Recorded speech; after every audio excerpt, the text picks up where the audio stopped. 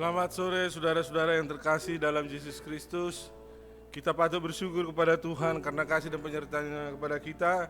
Di sepanjang satu hari kerja kita sampai tiba di malam ini, kita bertemu kembali dari sidang jemaat Gereja Masyiat Penari ke-7 Sidang Jemaat Jesudipuro di dalam ringkasan atau pelajaran sekolah Sabat di hari Senin. Terima kasih kepada Tuhan juga karena Tuhan telah menyertai kita di dalam aktivitas dan pekerjaan kita. Tuhan telah memberkati dan menyertai saudara-saudara semua dan juga menyertai saya secara pribadi dan keluarga saya untuk selalu bersyukur dan berterima kasih bagaimana kasih Tuhan dalam kehidupan kita. Sebelum kita memulai, mari terlebih dahulu kita berdoa. Maha besar Tuhan Allah, Bapa kami yang bertahta dalam kerajaan surga, kami patut bersyukur dan berterima kasih karena kasih dan penyertaan Tuhan kepada kami di sepanjang satu hari kerja kami sampai tiba di sore hari ini. Di sore hari ini kami berkumpul di rumah kami masing-masing Bapa untuk akan mendengarkan sebagian dari firman-Mu melalui pelajaran sekolah Sabat pada satu minggu ini Bapa. Jamah hati dan pikiran kami Bapa melalui urapan Roh Kudus-Mu supaya kami dapat mengerti kasih Bapa, kasih Yesus Kristus dan kasih Roh Kudus dalam kehidupan dan kerohanian kami. Mohon ampun segala dosa pelanggaran kami, di dalam nama Yesus kami berdoa dan mengucap syukur. Amin. Saudara-saudara yang terkasih dalam Yesus Kristus, pelajaran kita pada hari Senin ini adalah beragam jenis pengorbanan. Beragam jenis pengorbanan, dan di sepanjang satu minggu ini kita mempelajari Yesus korban yang sempurna. Dan di hari Senin ini dikatakan apa? Beragam jenis pengorbanan. Kematian Yesus memberikan pengampunan atau pemaafan atas dosa-dosa kita. Pengampunan dosa kita bagaimanapun melibatkan lebih dari sekedar pembatalan hukuman atas pelanggaran perjanjian kita. Ini melibatkan elemen lain yang penting. Itulah mengapa sistem pengorbanan Israel memiliki 5 jenis pengorbanan yang berbeda. Masing-masing perlu untuk mengungkapkan kekayaan makna salib Kristus. Saudara-saudara yang terkasih dalam Yesus Kristus, sebagaimana 2 Paulus yang ditulis di dalam Efesus 3:14 dikatakan apa? Efesus 3:14-19. Itulah sebabnya aku bersujud kepada Bapa, yang daripadanya semua turunan yang ada, yang di dalam surga dan di atas bumi menerima namanya.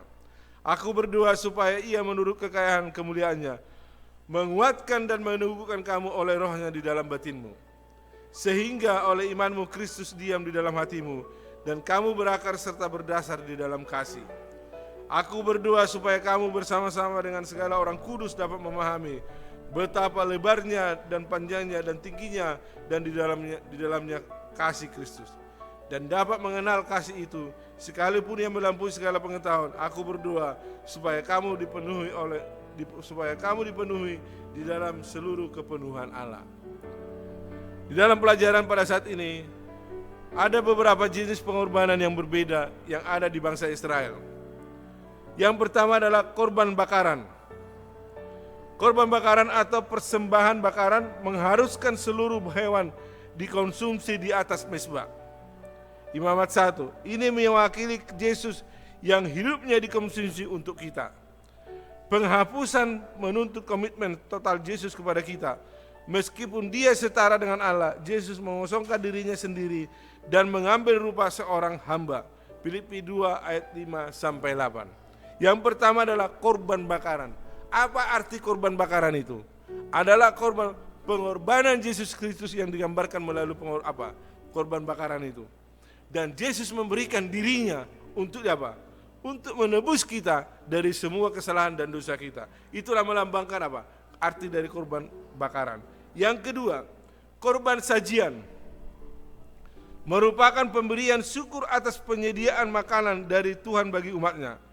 Itu juga melambangkan Yesus roti hidup yang melaluinya kita memiliki hidup yang kekal. Siapakah roti hidup itu? Adalah Yesus Kristus. Apakah arti daripada korban sajian itu? Adalah melambangkan tubuh Kristus. Kristus adalah apa? Korban yang hidup yang diberikan kepada kita untuk menebus kita dari semua kesalahan dan dosa kita.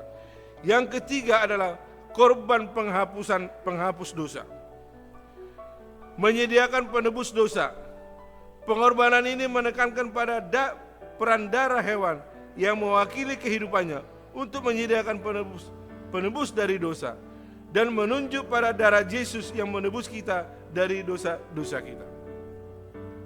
Pada saat perjalanan bangsa Israel dari tanah Mesir ke tanah perjanjian, pada saat itu Yesus memberikan apa? Tuhan memberikan suatu mezbah, yaitu mezbah untuk Tuhan berhubungan dengan umat-umatnya. Dan di dalam itu semua ada beberapa jenis-jenis apa? Jenis-jenis korban yang diberikan apa? Yang diberikan apa? 5 jenis pengorbanan yang berbeda. Dan sekarang apa jenis-jenis ini? Itu telah kita pelajari. Yang pertama adalah korban bakaran, korban keselamatan. Yang ketiga korban penghapus dosa. Siapakah darahnya? Siapakah yang sekarang yang telah diberikan untuk menghapus dosa kita? Yaitu adalah darah Yesus Kristus yang disalibkan di kayu salib di Bukit Golgota. Yang terakhir korban penebus salah, memberikan pengampunan dalam kasus-kasus di mana perbaikan atau pemulihan adalah mungkin. Ini memberitahu kita bahwa pengampunan Tuhan tidak membebaskan kita dari tanggung jawab untuk mengadakan perbaikan atau pemulihan. Jika memungkinkan kepada mereka yang telah kita lakukan kesalahan. Korban-korban baik suci mengajarkan kita bahwa pengalaman keselamatan lebih dari sekedar menerima Yesus sebagai pengganti kita. Kita juga perlu mendapat makanan darinya, berbagai manfaatnya dengan orang lain, dan mengadakan pemulihan kepada mereka yang telah kita lakukan kesalahan. Yang terakhir adalah korban penebus salah. Siapakah yang telah menebus kita?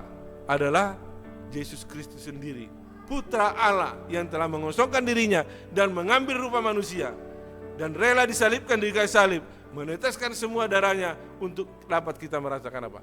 Keselamatan itu, merasakan kasih Tuhan dalam pengampunan kita. Jadi melalui korban-korban bakaran, korban sajian dan korban keselamatan, korban penghapus dosa dan korban penebus salah, itu adalah yang telah diberikan Tuhan kepada kita.